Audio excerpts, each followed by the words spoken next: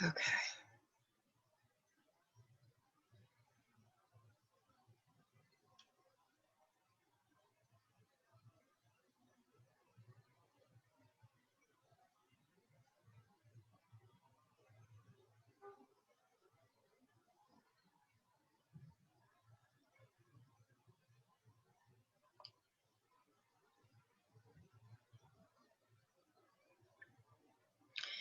Welcome to Raising Happy Kids Zoom Show, Episode 9, The One Rule, When You Create the Harmony.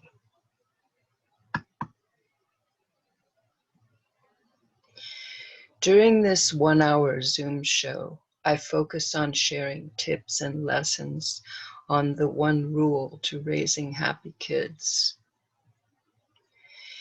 Each episode has at least one example of the one rule in action, demonstrating how it helps you raise a happy child. Then we have Q&A and discussion. When I talk about raising happy kids or creating harmony with kids, I bring up the one rule.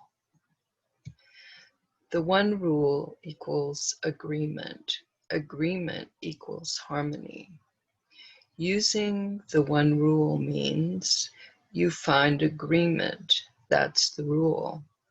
You find a solution that everyone likes. You've found agreement. You've found harmony. Knowing and following the one rule is all you really need to create harmony between you and your kids. In any situation where there are differences that might lead to conflict between you and your kids, use the one rule. I learned this strategy from 3-year-old children. I was teaching them a complex conflict resolution strategy, actually intended for adults, and they taught me this. So don't think you're in for a rough time. It's simple. It's easy. It's powerful and effective. It works if you use it. I am glad you are here. Now let's have Q&A and discussion.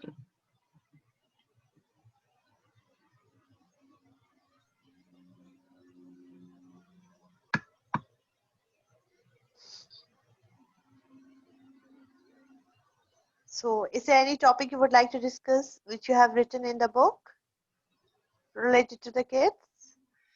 Actually,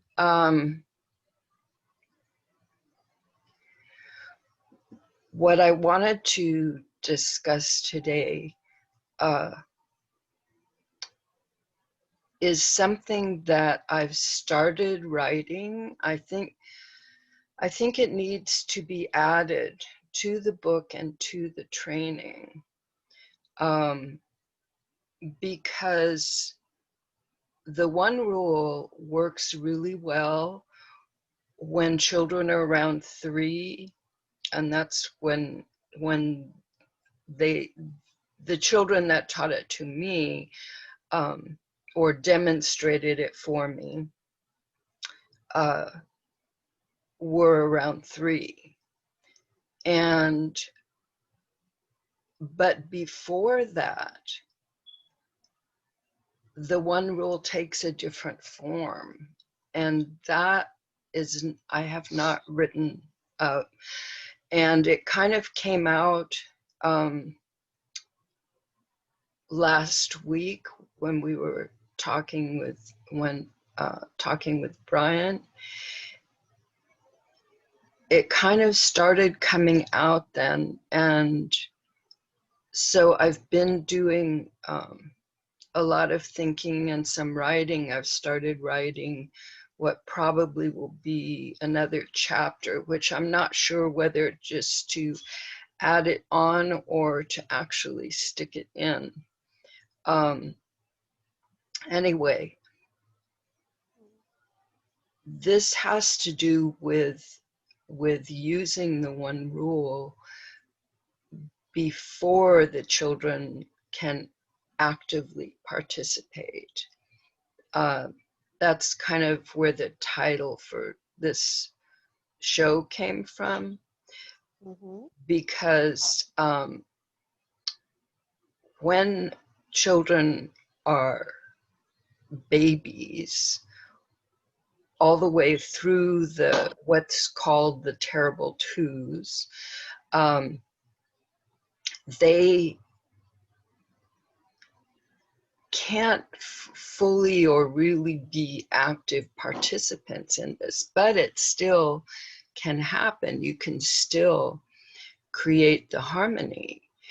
But then at that point, it's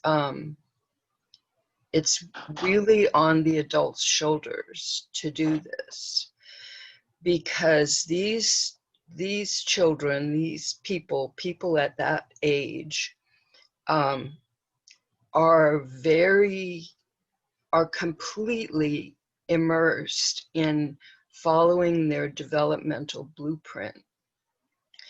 And it's only after they've gone through the 2-year-old period that they can really focus on what the people around them want and need.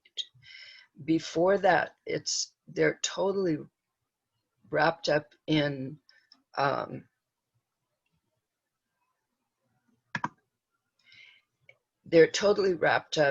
following that developmental blueprint. They have so much to take care of in such a short time.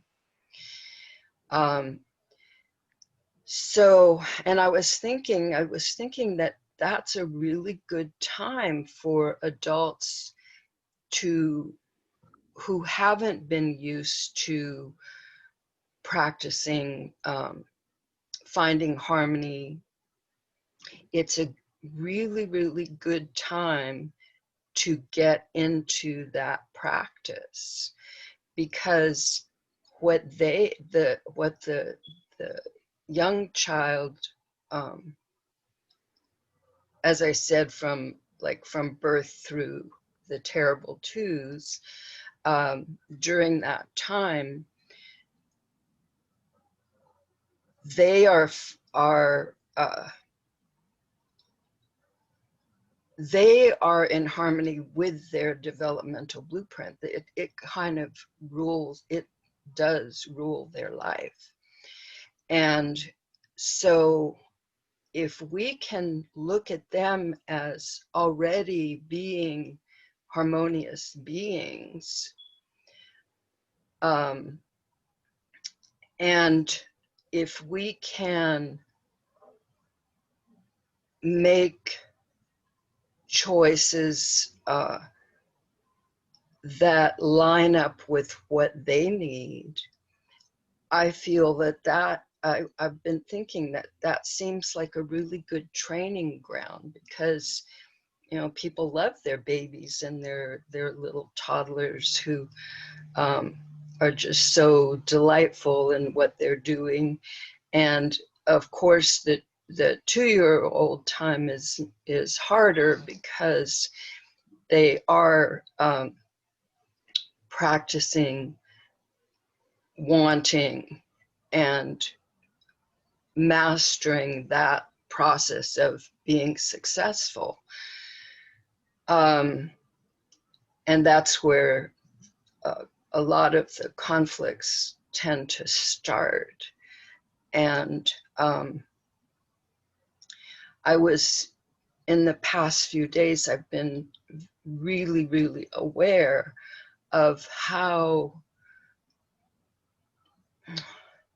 things that happen at that time, especially if they're strong, can affect someone's life, like mine. I kind of feel like what I went through when I was 2 has helped me be able to share the importance of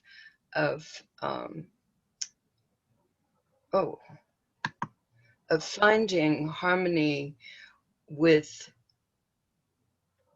your 2-year-olds, so that and learning how, see, during that time also, another thing that's come up is that and this started last week with Brian, that during that time you can start introducing your presence, like if your child wants something, you can start introducing the concept of, well, all right, just a minute. I'm really busy right now, but I'll do what you want. Just give me a minute. So you can start, or give me a second. You can start that process of introducing yourself as someone who has separate needs and wants into the process. So it just seemed like all these things were coming together in terms of, at first, it's up to the adult to find harmony. That means don't do things you don't want to do. I feel that really strongly, and once I got into this way of doing things, I didn't do things I didn't want to do. And I think it's really possible, but there's awareness of it. So don't do things you don't want to do, but do things that are in harmony with your baby, your infant, your toddler, and even your 2-year-old. Like the 2-year-old,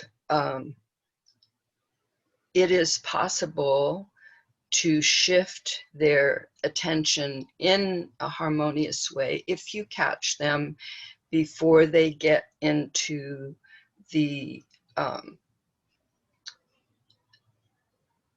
phase of being determined, where they're practicing being determined and getting through to success. Okay, if you catch them before that, when they've just decided that looks like an interesting thing to want. I mean, they don't think that process, but that's what is happening, that their attention goes to something and it's like, oh, I'm going to head in that direction now. If you can head them off, then you won't have tantrums or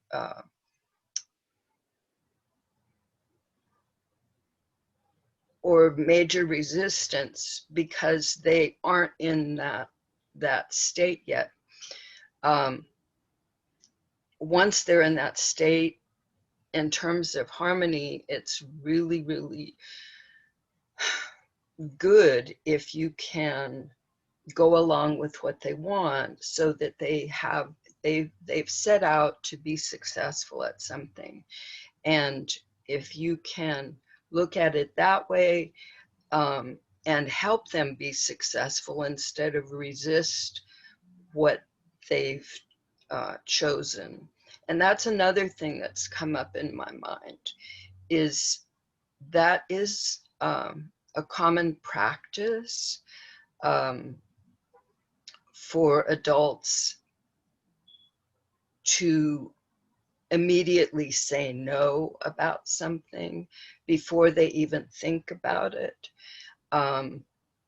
And this whole period of, if you're using the one rule, this whole period from the time your child is born through the age of around 2.5 until around 3, when you'll start introducing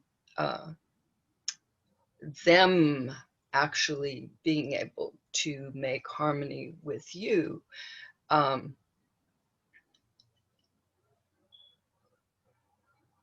So during this time, it's a really good time to start practicing these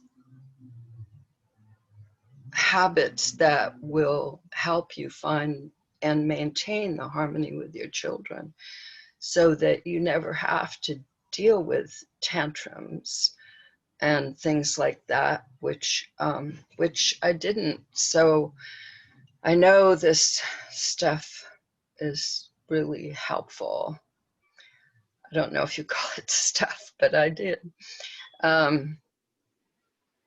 Anyway, so those were some of the things that I wanted to bring up.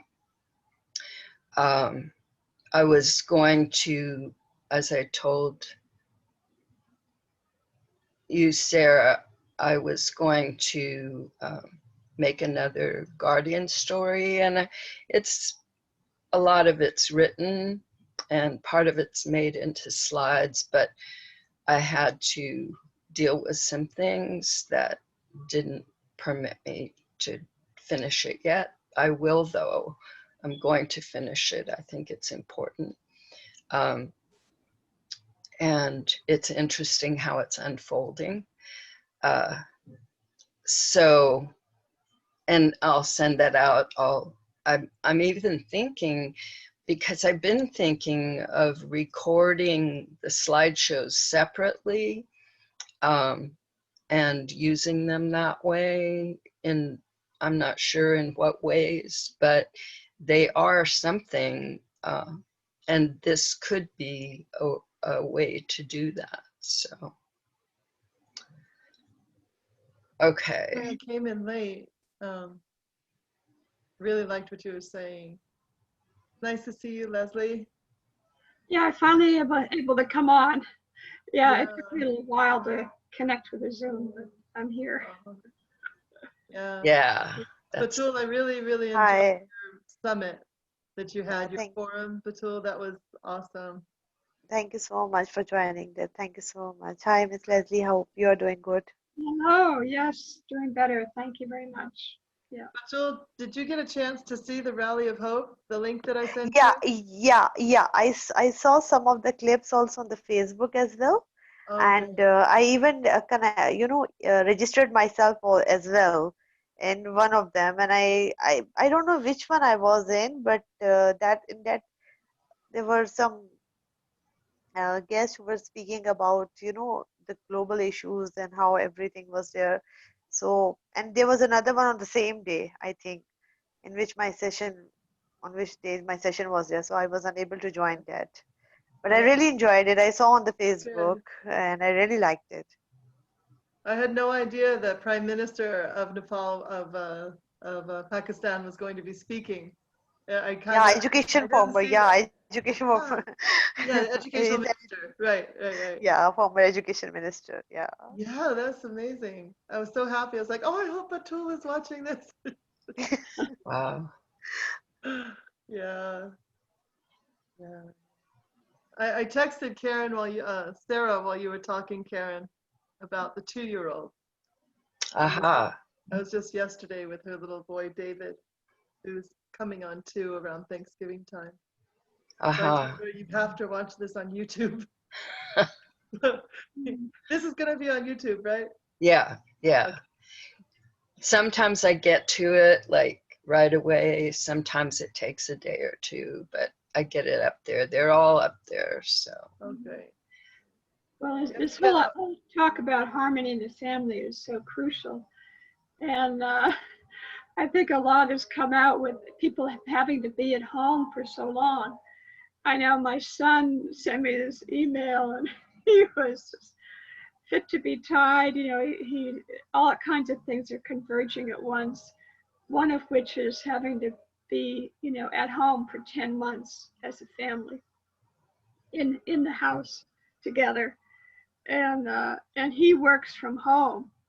So, and he has to concentrate on what he's doing. So there's all this noise going on, and his wife, I think she just can't handle this.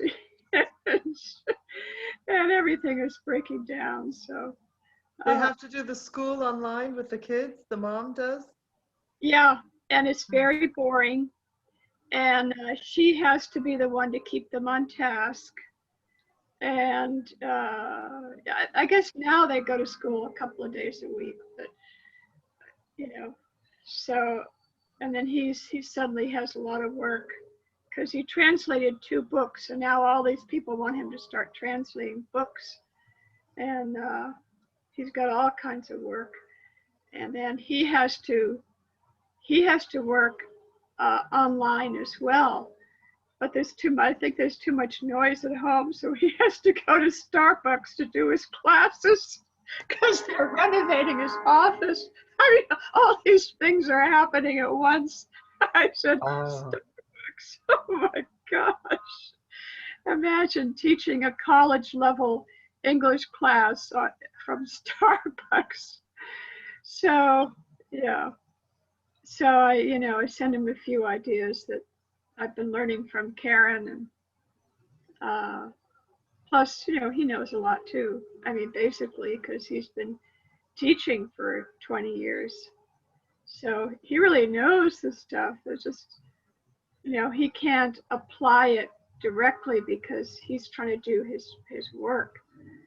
So how to work, how to do what he can do without being there all the time, so to speak. Right. Yeah. And his wife Yeah. doesn't really read. She doesn't really read things to learn about how to do things better. She just goes into automatic Korean style. Uh-huh.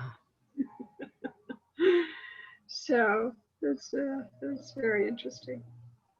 Yeah. Right. Yeah. Huh. Mm-hmm. That might be something because maybe she'd watch a video. Yeah, maybe she would. Yeah. Or listen to an audio. I've been thinking of that possibility of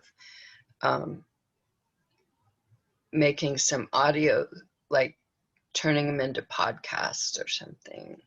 Yeah, that'd be excellent, because that seems what the younger people are interested in. They're interested in podcasts. They don't want to read stuff. Yeah, my youngest daughter has been, I'm glad you said that, Leslie, because my youngest daughter has suggested that I have a podcast. And I think if I am going to, then I would start like taking the audio off of the Zooms and doing it, starting that way anyway. Mm-hmm. Yeah. I have the PowerPoint right in front of you and going through it like that. Yeah. Mm-hmm. Yeah.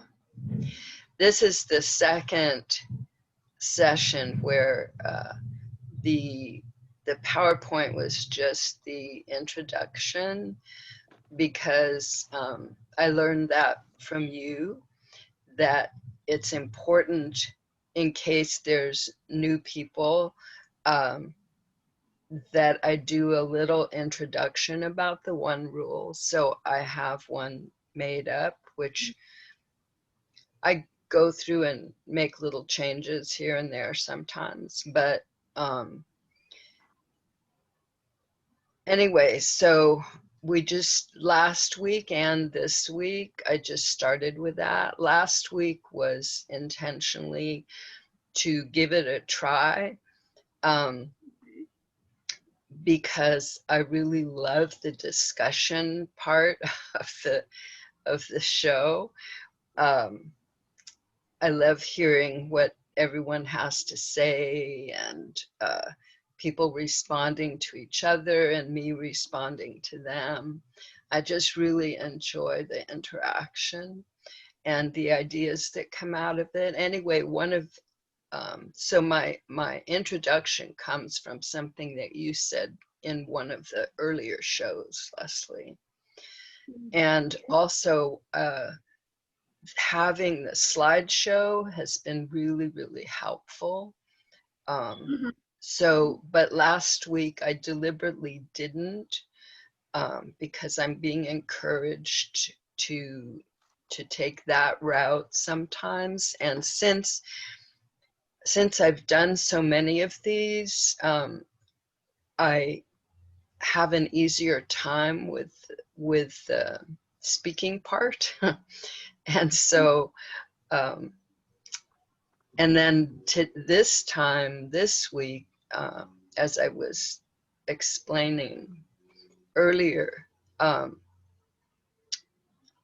things came up that had to be attended to. So I didn't have the time to complete what I've started, but I'm going to, and I'll put it up and I'll put it out. So Batool had kind of started this with a question, if there was a topic from the book that I wanted to talk about. And that's kind of what started this talking about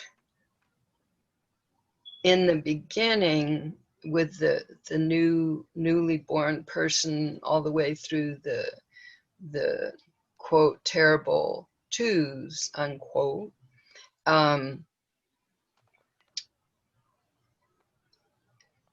The adult is the one that has to focus on creating the harmony in an active kind of way. And so I've been wondering, I've been writing on this, and this was something I was going to, this is what the Guardian story is going to be about. And I've been wondering whether to actually include it as another chapter in the book and another training in the training part of the book, or just to have it as some kind of add-on, because I feel it's really important that and it's almost like it seems like the situation is made for the one rule to happen, because you have like this 2.5 to 3 year period where you can practice all of this, where you can work on changing your mindset, because a lot of people are not going to come into this knowing how to do it. I didn't. It took me a number of years of having my children and working with children. I saw the problem, and after like a year or so, no, it was longer, because my youngest daughter was over a year or about a year when the understanding was, I call it a revelation, because it just, I mean, it happened in a church, so that's one thing, but it was like a sudden awareness, like I guess some people would call it a light bulb moment or something, when I became aware of what was bothering me, why it was bothering me, what I saw, the way I saw adults, well, parents, because that I was working with parents and their children, and the way I saw parents treating children, well, it's like it was the way I was raised. It was just the way it was done. I mean, and why was it bothering me so much? I know my Montessori training was involved in it, but it was when I had this, what I call revelation, it was like all of a sudden I knew. And that's where that chapter, Silent Slavery, came out of that. Came out of that knowing, like, oh my goodness, you know, that's how we're treating our kids. Yeah. like we own them, and we can tell them what to do and expect them to do it and make them do it. I mean, however much we can. And that was just what I saw going on, and that's what really bothered me. And then there was a long period of being upset about this, and then there was the period of, well, I want to find a solution to this. Nice. Yeah. And that took time again. And I've been thinking, like, every time I think of those two little girls and the swing, I think here I was given this very important lesson. Now, they weren't doing it to give me a lesson. They were doing it so they could swing. But it was a lesson. Life was giving me this lesson. And it took me like so many years to get to the one rule. I mean, it's like, you know, the thing is, I lived it. I've come to realize that's how I did it. That's what I did. But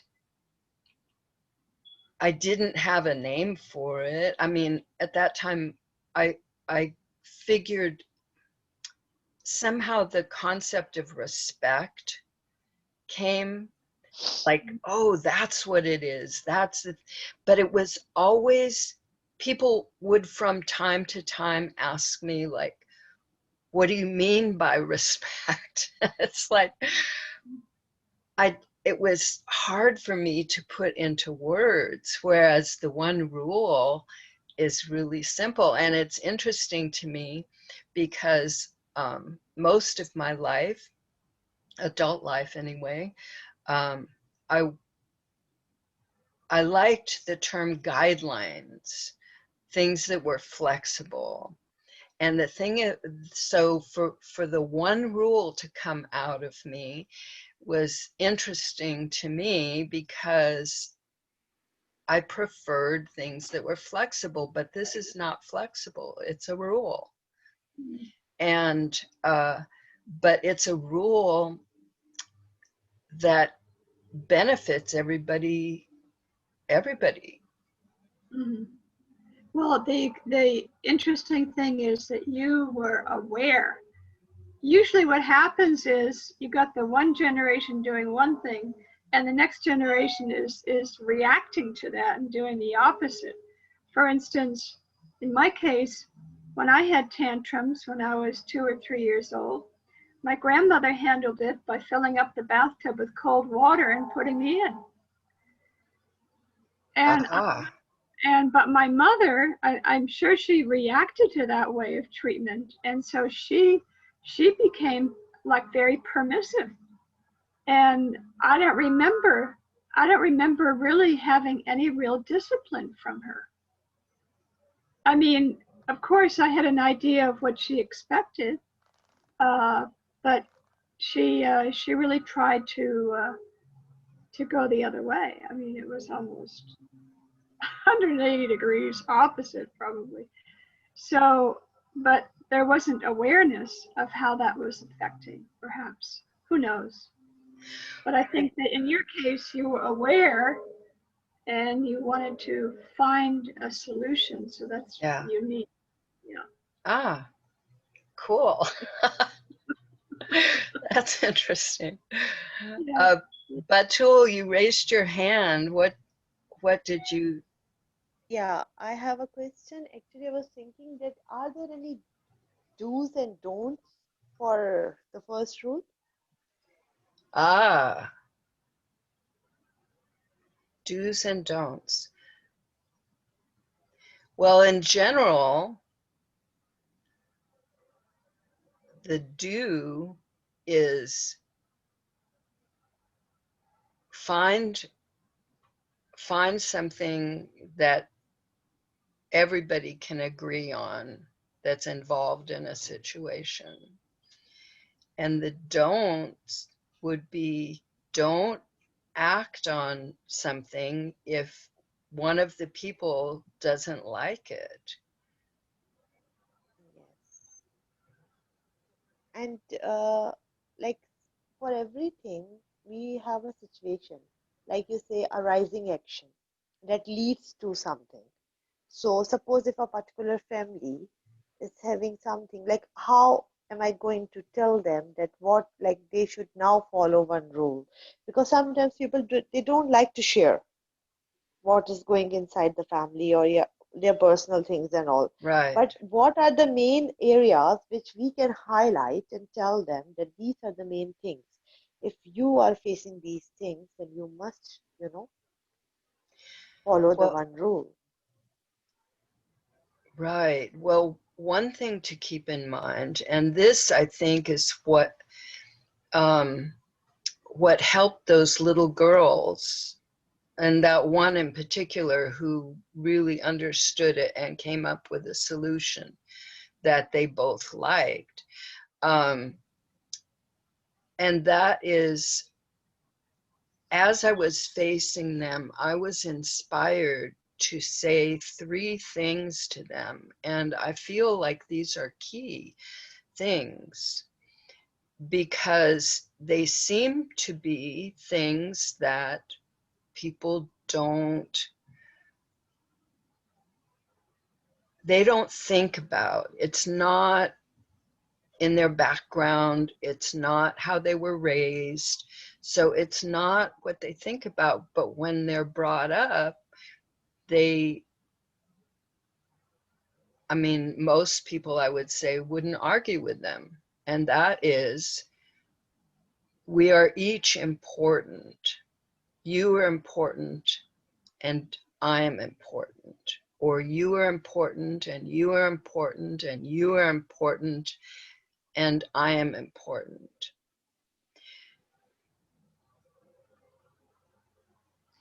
So, That need, like if yeah.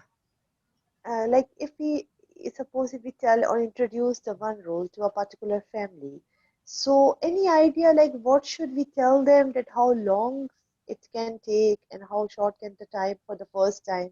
Any idea, like suppose if they ask that, if the family is big enough, so obviously it will take a longer time. So any any particular time or limit can we give them for this thing, or you think that there cannot be any limit, any particular time in which they all can finally agree upon something into, they can reach to a particular, like a time. For example, if a person starts in a family working on one rule and he gives up, so we have to motivate them not to give up.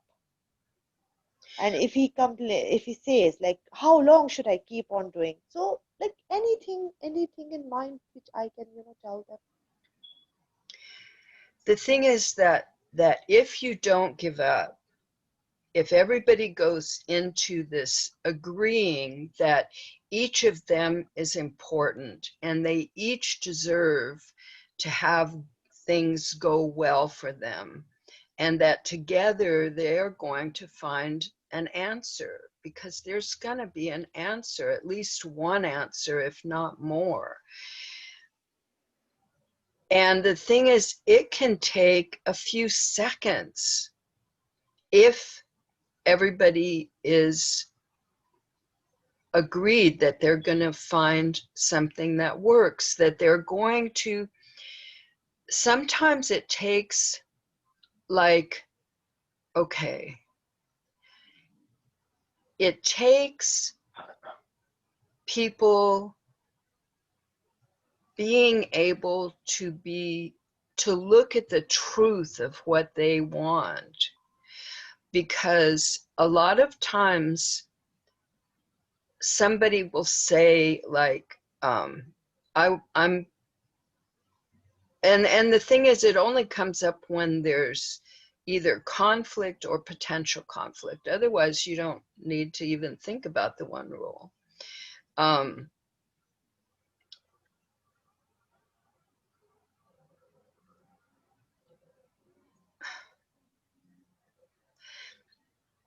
sometimes, like, I may want something, but if I really look at it, either, oh yeah, that other thing, I didn't even think of it, but that would work for me.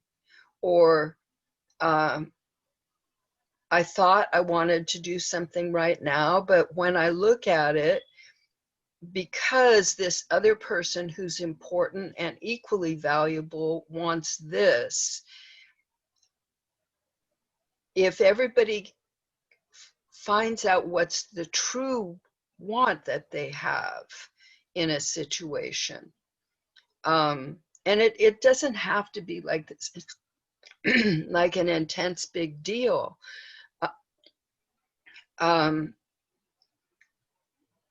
But only if people are resisting doing it because they're used to having things the way they want them right away.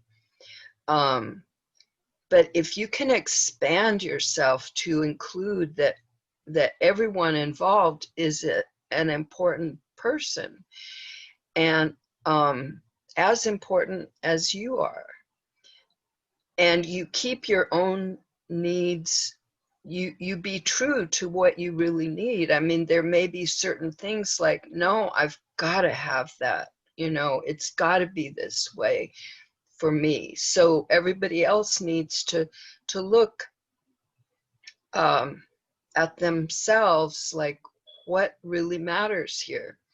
And the thing is, once you accept, you expand your universe to include these other people, and you know that they are as important as you are, and they deserve to have things as good as you want them, and there is a way. There's at least one way. If you expand yourself like that, then it doesn't take much time. You can solve things really quickly. It's only when you resist expanding for them to be part of like what was that?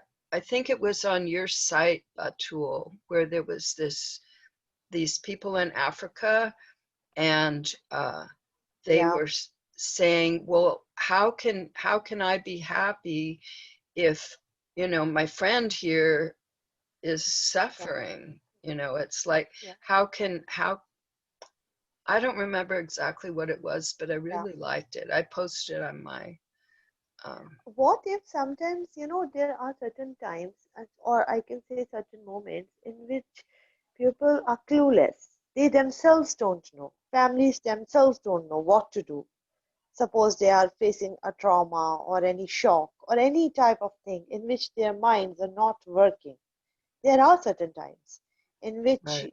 I know. they are all, yes, they feel like, oh, come on, we are tired, no more thinking. Like they don't want to, put efforts in thinking, or they don't want to, or maybe they're scared to take a decision even. There are certain cases and people sometimes feel that. So how can we motivate them to come to one role, gain back their own confidence? Should we guide them to discuss with some other person, because the main thing is stranger, and then trusting that person? Or maybe all the family members do not trust that person. At that time, how can, because for one rule, I just think from every aspect, that how can this be implemented. So it just came in my mind right now, to already these people mind are not working due to any reason, any trauma or whatever. So how can we again encourage them to come back to agreement and one rule? Because sometimes they give up, they don't want to talk about it, they just let it go as it is, like they don't care what's happening, what is going to happen, they leave it. So for these people, this agreement might give them life, confidence. But how to encourage them to take? Were Right. I you mean, gonna say something, Sarah? Yeah, I really liked what Batool is bringing up. Yeah. But also what you were saying, Karen, it sounded to me like it's a certain place that people get to when they are not just focused on themselves, when they recognize the that their desire for the higher goal is more important than their desire for themselves. Because sometimes, Batool, the opposite of what you were kind of saying, is like in a people that are strangers.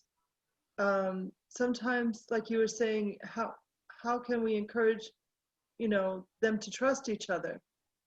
But actually, also in the reverse sense, in a family, sometimes people, they feel like, oh, this is my home, this is my family, this is where I'm supposed to relax, this is where I'm supposed to get what I want.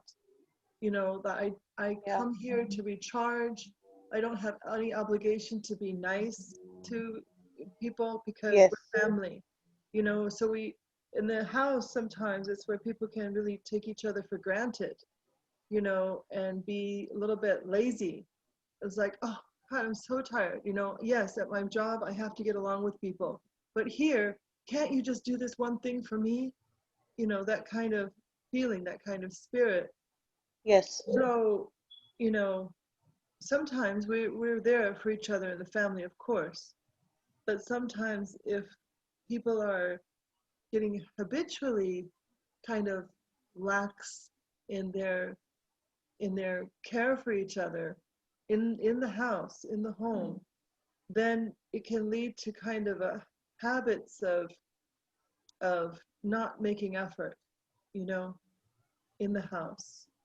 So, and then it comes to a point where, okay, these conflicts are getting the better of us, so now we have to deal with the situation. And then I think that's when people come to the point what Karen is talking about, is like they want to reach agreement because something's missing and this home is not happy, and we need a better outcome, from everybody. And do you feel like this is bothering you as much as it's bothering me? And can we, is there a way to go beyond where we're at right now? And so, and then like in a family environment, maybe it's easier to trust right away because there's that if there's a loving relationship that has just been kind of getting lazy. But like Karen was saying, there's all kinds of situations.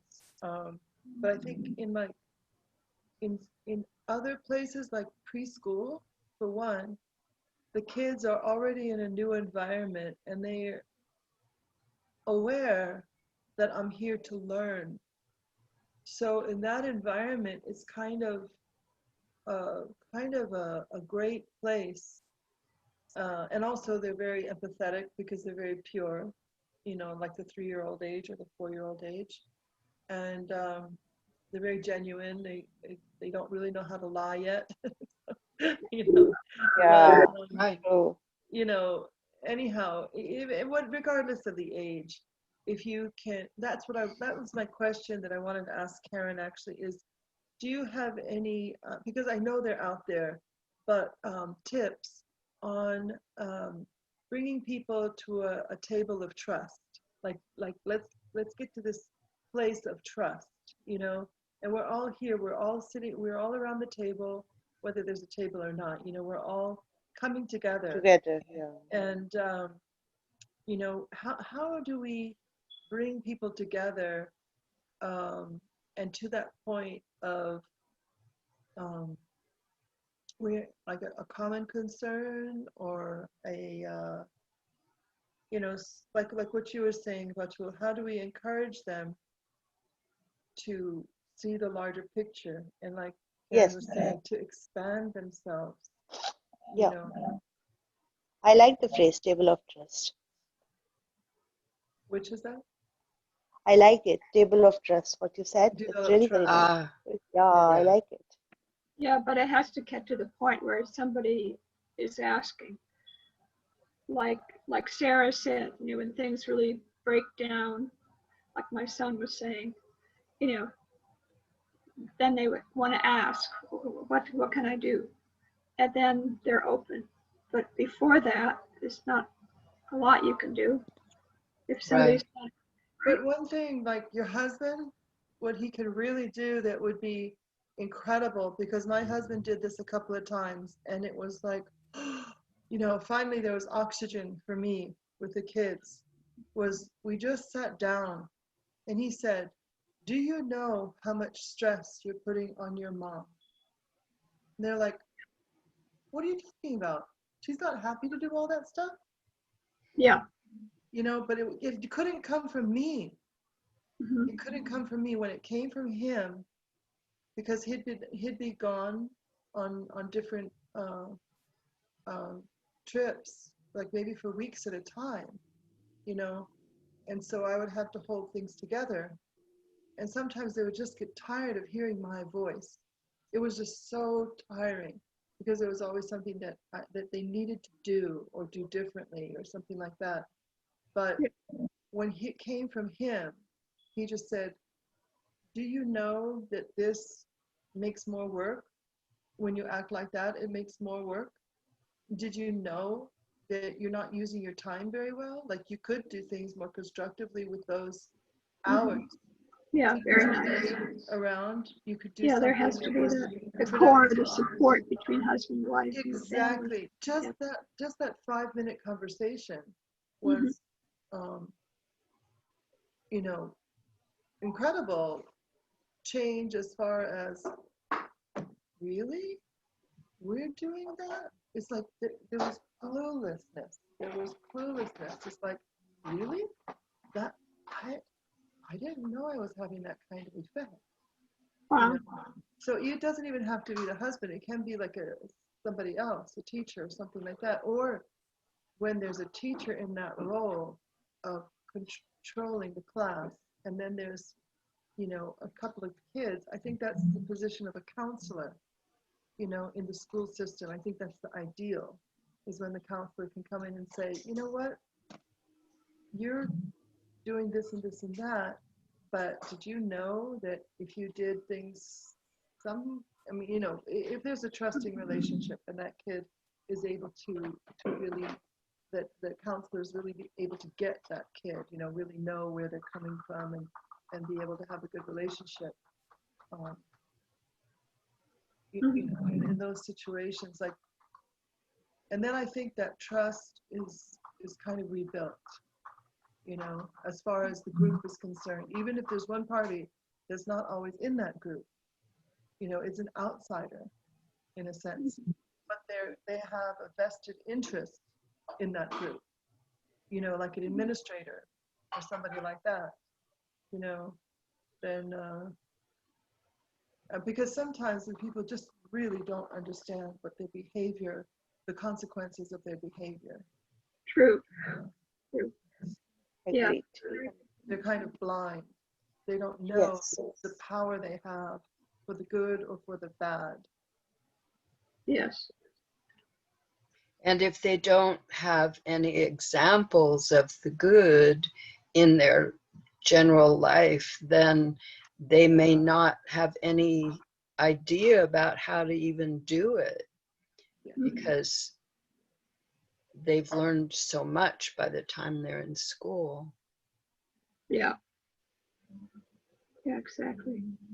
Karen, that's a really good point, Sarah. I like that. Very nice. Karen, you were talking about there's 3 rules in the 1 rule, something like that. Oh, the 3 things, that was, that's what I felt inspired with those girls. And that was the fact that we're each important, and actually pointing, I said, you're important and you're important. And okay, I'll do those first. The next one is that we each deserve to have things go well for us. And the third is we can figure this out So we're each important. We each deserve to have things go well, and we can figure out a way for this to happen. Good. Very nice. And every time that I actually gave this lesson, this was the first one, the kids would figure out things that I could never have thought of. It just wouldn't be in me. I was like, okay, let's use a timer. How about that? Or you go first, or, but they came up with like one time, a little boy, they both wanted to ride on the trike, and one of them said, well, if I go first, you can hold my bear, which he brought for show and tell. And I wouldn't have known that the other little boy would prefer to hold the bear than ride on the trike. That's not something I would know.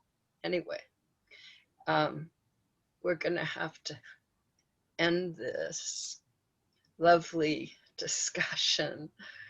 Really like these discussions. Yeah. Same here. Thank you. Yeah. Well, I hope we continue this also later on. We can continue this later on as well in the next sessions. I hope so. Okay. Yeah. Tomorrow morning. There's a whole thing about, people's default attitude once they get totally frustrated. And some people's default attitude is just to take over and be authoritarian, and then everything falls apart. Yes. Yeah, that anyway, one thing about this approach is that it's not either authoritarian or permissive. It's everybody working together to make it happen. And I've even before I came up with the one rule and was into the whole power of respect, that was still the unique thing about it that I saw, that it was not authoritarian and it was not permissive. It was people working together to create good outcomes. So I'm going over time. Anyway, I wish you all well. I'm so glad you're here. Thank you so much. Thank you, Karen. Thank you, God bless. Oh, wonderful. Thank you for taking your life and sharing it with us. It's beautiful. Oh, thank you. Thank you. Okay. Bye-bye. Take care. Bye-bye. Bye-bye. God bless. Bye-bye, Miss Leslie. Bye, Sarah. Bye, Miss Karen.